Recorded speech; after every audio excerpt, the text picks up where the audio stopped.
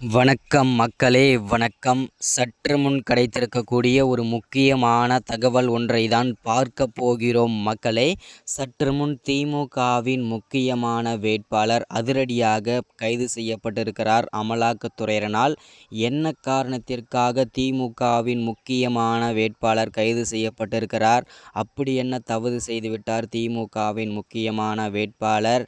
வருகின்ற ஏப்ரல் 19ஆம் தேதி நாடாளுமன்ற தேர்தல் இருக்கக்கூடிய வேளையிலே இந்த சம்பவம் நடைபெற்று அரங்கேறுகிறது.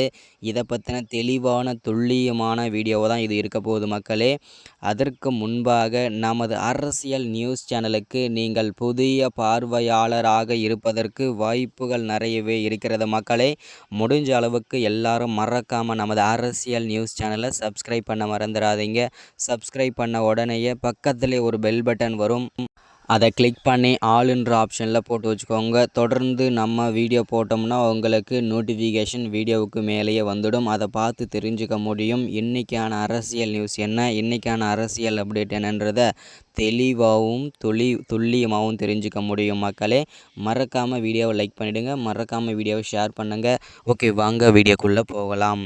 சற்று முன்பு கிடைத்திருக்கக்கூடிய ஒரு முக்கியமான பரபரப்பான சோகமான தகவல் அப்படின்னு கூட சொல்லலாம். ஏன் அப்படின்னு பார்த்தீங்கன்னாக்கா, திமுகவுடைய ஒரு முக்கியமான வேட்பாளரை அதிரடியாக அமலாக்கத்துறை கைது செய்திருக்கிறார்கள் மக்களே.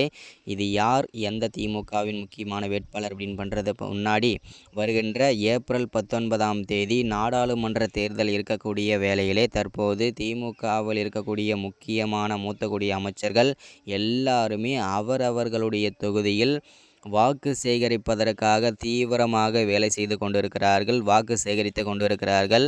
இந்த சூழலிலே சற்று முன்பு திமுகவின் முக்கியமான வேட்பாளராக திகழ்ந்து இருக்கக்கூடிய KN நேரு அவர்கள் தன்னுடைய தொகுதியில் அவர் தொகுதியில் வாக்கு சேகரிப்பதற்காக போய்கொண்டிருக்கும் வேளையிலே அவர் காரில் பல கோடி ரூபாய் கருப்பு பணங்கள் கொண்டு சென்றதாகவும் அதை மக்களுக்கு ஓட்டுக்கு பணம் பட்டுவாடா செய்ததாகவும் செய்திகள் வெளிவட்டாரங்களில் பரவி வந்து கொண்டிருந்தது.